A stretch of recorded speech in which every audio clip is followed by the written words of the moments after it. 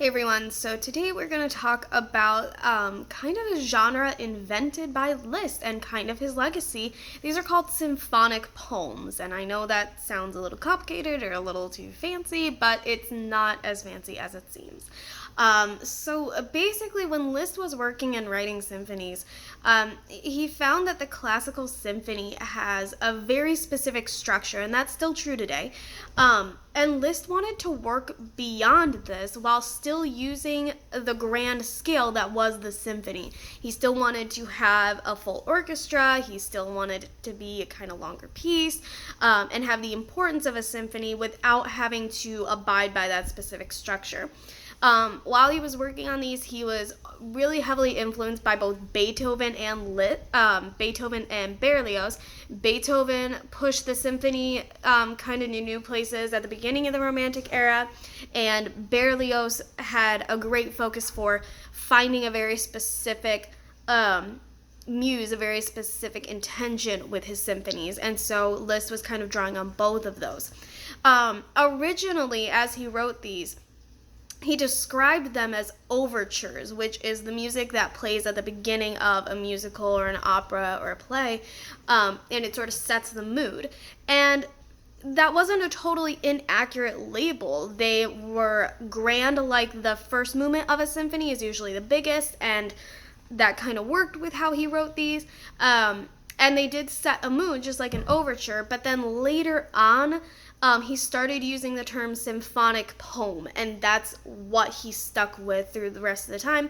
And so we say that like Liszt invented the symphonic poem. It was a really long and complex compositional process for him. He'd go back and rework and change things over the course of years, and was very, very deliberate and very well thought out in how he wrote things. A lot of times as he was writing these, he would shorten or just completely get rid of certain parts of the classical symphony, and then he would take other parts that he liked better and make them much, much longer. So really just playing with those parts and stretching and shrinking where he wanted. Overall, Liszt's symphonic poems are much more focused on a particular theme or an idea than the classical symphony. Usually in a symphony, there's a couple of different themes and ideas, and then they all get expanded on. Liszt would choose one particular idea, one music theme, and expand on that a lot more, which is why his symphonic poems are different. It's essentially he thought of it as a poem with, just by a symphony, basically. He wrote 13 symphonic poems, and Liszt's Preludes are the third, and that's the one I chose for you today. It's probably his most popular. He wrote a preface, a kind of introduction to it for its premiere, and I'll read it to you now, and then I'll explain it. So it goes, "What else is our life but a series of preludes to that unknown hymn, the first and solemn note of which is intoned by death. Love is the glowing dawn of all existence. But what is the fate where the first delights of happiness are not interrupted by some storm, the mortal blast of which dissipates its fine illusions, the fatal lightning of which consumes its altar? And where is the cruelly wounded soul which, on issuing from one of these tempests, does not endeavor to rest his recollection in the calm serenity of life in the fields? Nevertheless, man hardly gives himself up for long to the enjoyment of the beneficent stillness which at first he has shared in nature's bosom.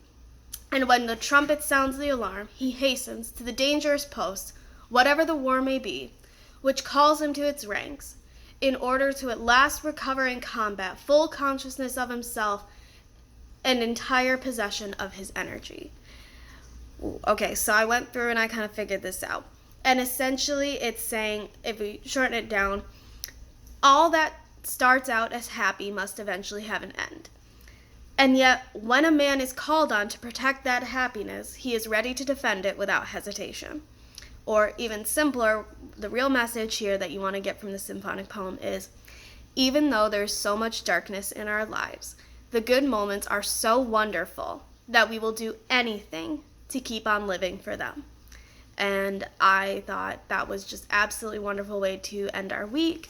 I know that we are going through some dark times right now, but we're all still out here. We're all still doing our best. We're finding light even when it seems a little bit dark, and I think that that's exactly what Liszt's symphonic poem is about. So I hope you guys enjoy this. I hope it's something that you can keep revisiting throughout this time, and enjoy Liszt's symphonic poem, Liszt Preludes.